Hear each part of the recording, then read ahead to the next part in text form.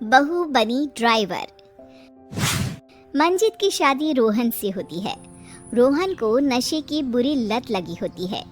एक दिन, अरे माँ, मेरा एक साइड का शरीर काम नहीं कर रहा है। मैं आज खेतों में कैसे जाऊंगा? अरे बेटा, ऐसा ना बोल। तेरे पापा के जाने के बाद से तू ही घर चलाने का सहारा है। मैं डॉक्टर को बुला लाती हूँ। देखिए बहन जी, रोहन के शरीर के एक साइड में लकवा है। अब वो कभी ट्रैक्टर नहीं चला पाएगा। घर में मनहूसियत का माहौल हो जाता है। लीजिए माँ जी, रोटी खा लीजिए। अरे बेटा, मुझे तो भविष्य की चिंता हो रही है। मेरा एक ही बेटा है और वो भी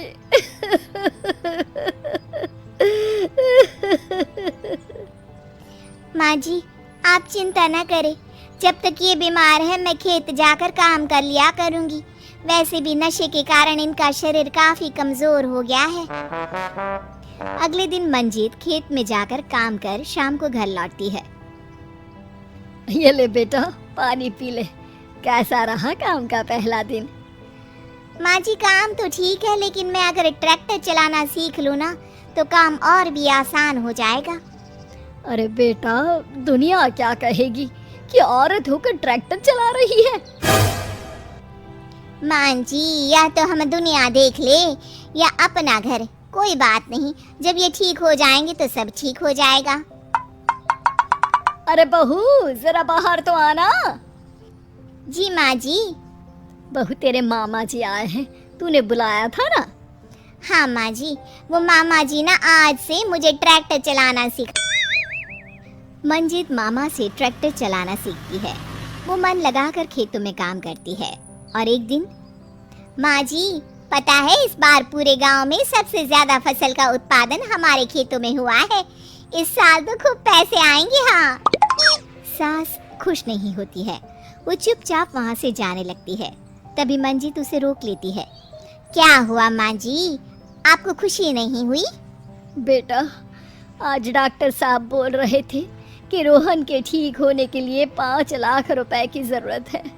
समझ नहीं आ रहा क्या करूं। मंजित शांत हो जाती है। अगले दिन सास मंजित के पास आती है। बेटा, ये मेरे गहने हैं। इसे अपने गहनों के साथ जोड़कर सुनार को दे आ। जितने पैसे हो ले आ। डॉक्टर को आज ही देने हैं। मंजित अपने गहने और सास के गहनों को लेकर दुकान में बेचकर पैसे लेकर घर आ जाती है। माँ जी, सिर्फ 3 लाख रुपए का ही इंतजाम हो पाया है। बाकी के पैसे कैसे आएंगे? बेटा, अब तो एक ही चारा है, हमें जमीन भी बेचनी पड़ेगी। माँ, खेत बेच देंगे तो खाएंगे क्या? अरे बेटा, कोई दूसरा चारा भी तो नहीं है। रोहन ठीक हो जाए तो वो मेहनत करके इससे भी बड़ी जमीन ले लेगा। सास बहू मिलकर खेत भी बेच देते हैं। अब पूरे पैसे लेकर सास डॉक्टर के पास जाती है। डॉक्टर साहब, ये लीजिए सारे पैसे। बस किसी तरह मेरे बेटे को ठीक कर दीजिए। आपका बेटा ठीक तो हो जाएगा, लेकिन 6 महीने का समय लगेगा। सास बहू सोच में पड़ जाते हैं कि अब तो कोई जरिया भी नहीं रहा जहाँ से उन लोगों को कमाई हो। अब कमाएंगे नहीं तो खाएंगे क्या?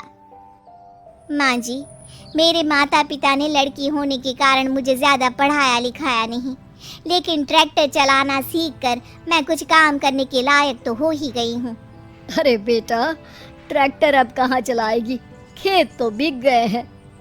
माँ जी, मैं किसी और के खेतों में दिहाड़ी में काम कर लूँगी, कुछ तो पैसे आएंगे ही ना।